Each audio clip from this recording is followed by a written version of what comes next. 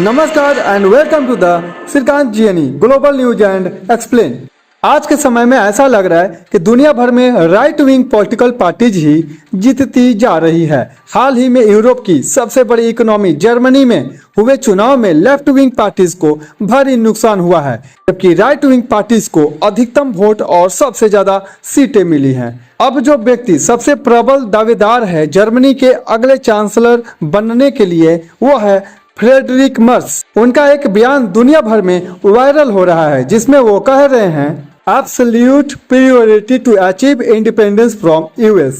हमें आजादी चाहिए, यूएस से आजादी। ये जो 3 शब्द हैं, ये इंडिपेंडेंस फ्रॉम यूएसए, इन देखकर कई अमेरिकी हैरान और परेशान हैं। एलन मस्क भी शॉक्ड हैं कि जर्मनी की सेंटर राइट विंग्स की पार्टी के लीडर मर्स ये बात खुलकर कह दी है। अब जर्मनी आखिर ऐसा क्यों चाहता है यूएस से आजादी? दरअसल हाल ही में जर्मनी के साथ एक अजीब स्थिति हुई।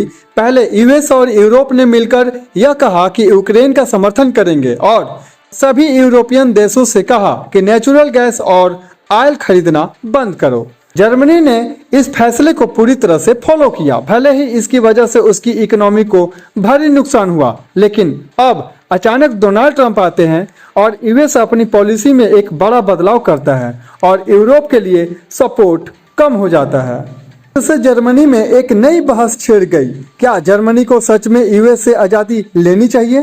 फ्रेडरिक मर्स साफ साफ कह रहे हैं कि उनका पहला लक्ष्य होगा एक आत्मनिर्भर और स्वतंत्र जर्मनी बनाना।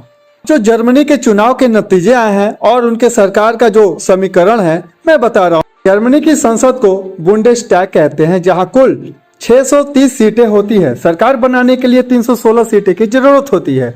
अब जो रिजल्ट आए हैं, सेंटर राइट पार्टी, जिन्हें CDU या CSU कहते हैं, ये आप देख सकते हैं, इनको 208 सीटें मिली हैं। AFD फॉर राइट पार्टी को 150 सीटें मिली है। SPD लेफ्ट विंग पार्टी, जो वर्तमान में चांसलर थे, इनको भारी नुकसान हुआ है। अब ऐसे में सवाल उठता है कि क्या CDU और AFD मिलकर सरकार बनाएंगे? तो इसका जवाब है नहीं।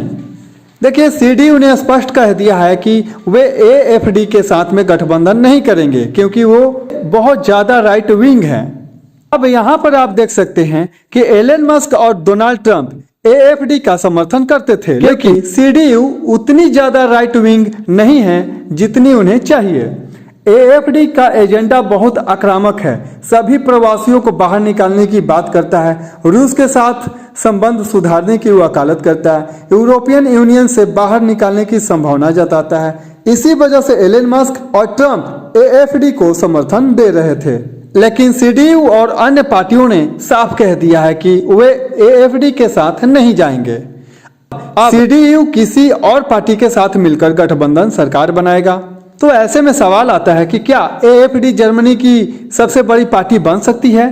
तो देखिए, AFD के समर्थकों का मानना है कि जल्द ही उनकी पॉपुलैरिटी इतनी बढ़ जाएगी कि वो सबसे बड़ी पार्टी बन जाएगी, क्योंकि ट्रंप और एलन मस्क का साथ है। एलन मस्क भी इस बात में यकीन रखते हैं कि भविष्य में AFD की सरकार बन सकती है। अगर ऐसा हुआ तो जर्मनी में इमिग्रेंट्स, अप्रवासियों के लिए बहुत ज्यादा मुश्किल बढ़ जाएगी। अब जो इनकी यहाँ जो सरकार बन रही है ना, वो दुनिया और भारत पर किस प्रकार से इफेक्ट डालेगी समझाता हूँ। जर्मनी में राइट विंग पार्टी की जीत यूरोप की राजनीति को बदल सकती है। यूएस के लिए बहुत बुरी खबर है, क्योंकि उनका प्रभाव अब जर्मनी में अब उतना नहीं रह पाएगा। भारत के लिए ये जो है बहुत ज़्यादा अच्छी खबर है, क्योंकि फ्रेडरिक मर्स भारत के लिए काफ़ी ज़्यादा फ्रेंडली रहने वाले हैं, क्योंकि यूएस से वैसे भी उनका संबंध अच्छा नहीं चल रहा है। उन्होंने साफ कह दिया है, I want independence from US. तो आप जर्मनी इंडिया और चाइना के साथ संबंध सुधारने की कोशिश करेगा। लेकिन सबसे बड़ा यह सवाल है कि क्या जर्मनी की राजनीति और ज्यादा कट्टर होती जा रही है? क्या AFD आगे चलकर सबसे ताकतवर पार्टी बन सकती है? आपका क्या सोचना है, नीचे कमेंट सेक्शन में बताइए। और ऐसे वीडियो को देखने के लिए चैनल को सब्सक्राइब करें। धन्यवाद।